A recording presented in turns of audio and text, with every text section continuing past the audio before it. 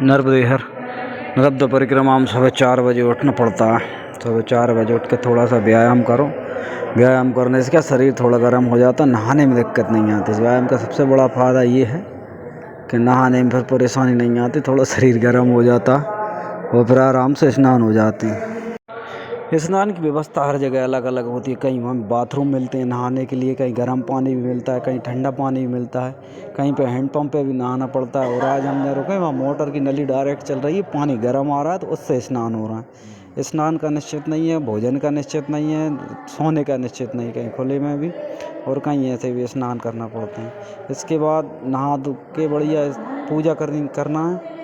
ये भोलेनाथ हमारे और नर्मदा मैया की पूजा, जय जगदानंदी पूजा नित्य करना पड़ती है। पूजा करने के बाद ये सब लोग हमारे मिलकर पूजा करते हैं। ऐसे साथ में सोने वाले लोग सब ये पूजा करते हैं। और सब पूजा करने के बाद कभी किसी आश्रम पे चाय मिलती है, कभी नहीं भी मिलती, कभी कोई भक्त हैं से चाय पिला देते हैं रास्ते में परिक्रमा वासियों को। इस तरह से चलता है। मैं ज़रूरत जिस चीज़ की लगती है वो लगभग मिल जाती है। चाय हो, नाश्ता हो, सभी जगह कहीं ना कहीं कुछ व्यवस्था कुछ ना कुछ हो जाती है।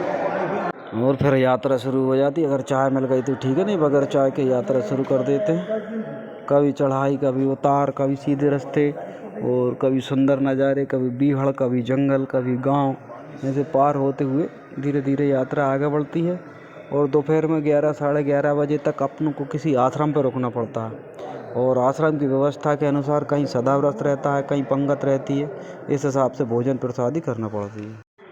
भोजन का ये मामला रहता है कि आश्रम में पहुंचने पर कभी कभी तो पंगत मिल जाती है और कभी कभी पंगत ना मिलने पर खुद भोजन बना के ऐसे भोजन सिद्ध करके स्वयं खाना पड़ता है। ये भी अपना एक मज़ा है। तो सब परिस्थितियों के लिए तैयार रहें। कभी अच्छा भोजन ही मिलेगा, कभी पंगत मिलेगी, कभी खिचड़ी मिलेगी।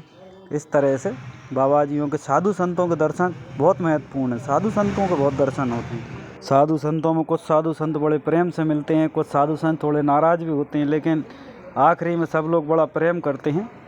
साधु संतों का बड़ा अपना कार्यक्रम है, कुछ अच्छी बातें बताते हैं। ज़्यादातर साधु ज्ञानवर्धक, कुछ माताएं रास्ते में भोजन करवाती हैं, कोई भैया चाय पिलवाते हैं, कुछ लोग भोजन करवाते हैं। ये सब व्यवस्थाएँ हैं। और ये फिर ऐसे रास्ते में चलते चलते इन नज़ारों का दर्शन होता है तो सब आत्मा प्रसन्न हो जाती है। तो ये देखकर सारे दुख दर्द तकलीफ़ आदमी सब भूल जाता है। कभी कभी घुटने भी दर्द करते हैं, कभी कभी शरीर बहुत थक जाता है रात के समय में, मगर मैया का दर्शन करने के बाद जैसे ही मैया का दर्शन होता है तो थकावट, नींद, बुखार सब ऐसा लगता है कि सब ख़त्म हो गया मामला।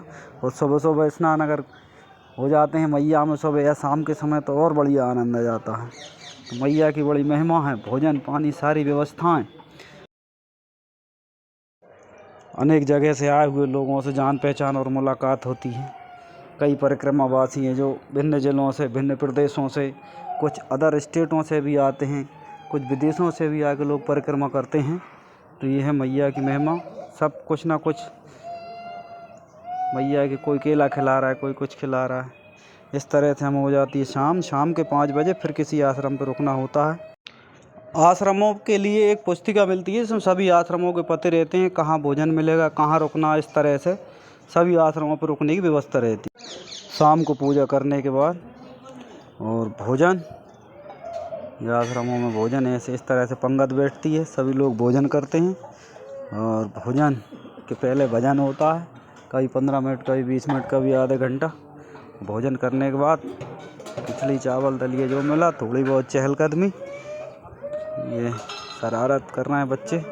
इस तरह से थोड़े बहुत चहलकदमी करने के बाद फिर विश्राम का समय हो जाता है। तो फिर रात को होता है विश्राम, और विश्राम के बाद फिर सुबह नई जगह की तैयारी में फिर लग जाते हैं भैया। ये बच्चे मस्ती कर रहे हैं, महाराज जी नर्मदे है।